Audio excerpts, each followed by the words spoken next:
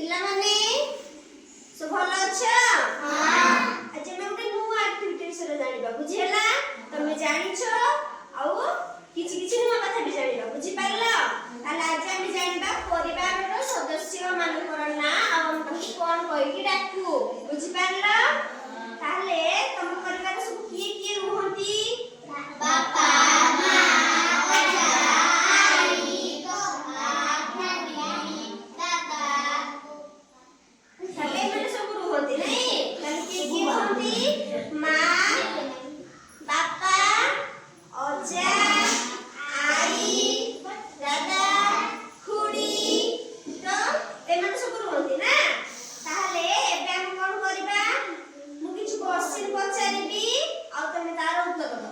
ବୁଝିପାରିଲ? ଆକ୍ଟିଭିଟି ଜାଣିପାରିଲ ତ? ତାହେଲେ ଏବେ ମୋତେ କୁହ, ତମକୁ ଜନ୍ମ କିଏ ଦେଇଛନ୍ତି? ମା ତମକୁ ଜନ୍ମ ଦେଇଛନ୍ତି ନା? ତାହେଲେ ମା ସବୁ କଣ କଣ କାମ ତମର କରିଦିଅନ୍ତି? ଡ୍ରେସ୍ ସଫା କରିଦିଅନ୍ତି, ଆଉ କଣ କରନ୍ତି? ଗାଧେଇ ଦିଅନ୍ତି, ଆଉ କଣ କରନ୍ତି?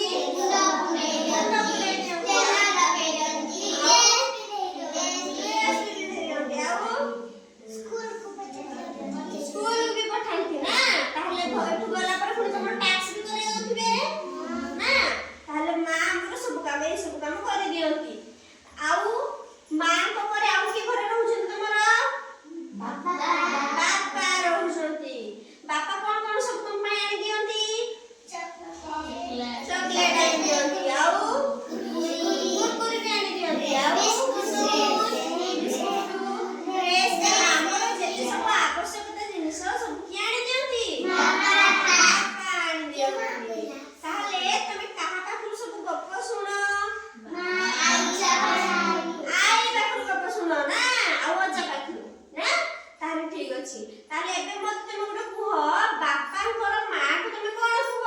ଆଈ। ବାପାଙ୍କର ବାପାକୁ ଅଜା। ବାପାଙ୍କର ସାନ ଭାଇକୁ ବବା। ଦାଦା କୁହ। ବାପାଙ୍କର ବଡ ଭାଇକୁ ବୁବା। ବବା। ବବାଙ୍କର ସ୍ତ୍ରୀକୁ କଣ କୁହ? ମାମା। ଆଉ ଦାଦାଙ୍କର ସ୍ତ୍ରୀକୁ ଖୁଡି। ଖୁଡି। ଆଉ ତମର ଭାଇ ଭଉଣୀ ନାହିଁ? ତମର କେତେ ଜଣ ଭାଇ ଭଉଣୀ? 3 ଜଣ ଭାଇ, ତମେ ଜଣେ ଭଉଣୀ। ତମ ଭାଇଙ୍କ ନାଁ କଣ? ବିଶ୍ୱଜିତ, ବିଜୟ,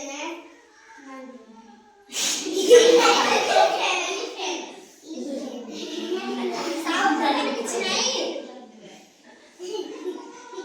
ତମର କିଏ କିଏ ଭାଇ ଭଉଣୀ, ତମେ କେତେ ଜଣ?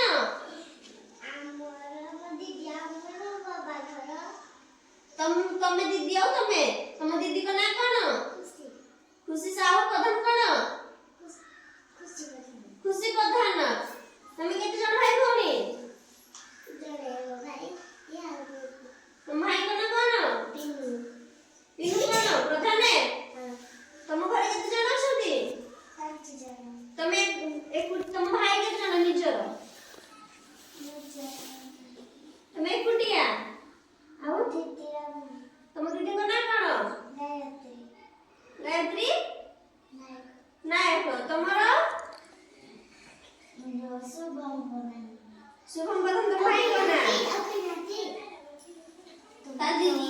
ହଉ ଠିକ ଅଛି, ଏବେ ନିଜ ନିଜର ପରିବାର ସଦସ୍ୟ ନାଁ ଜାଣିଲ? ତମେ ରହୁଛ, ବୁଝିହେଲା?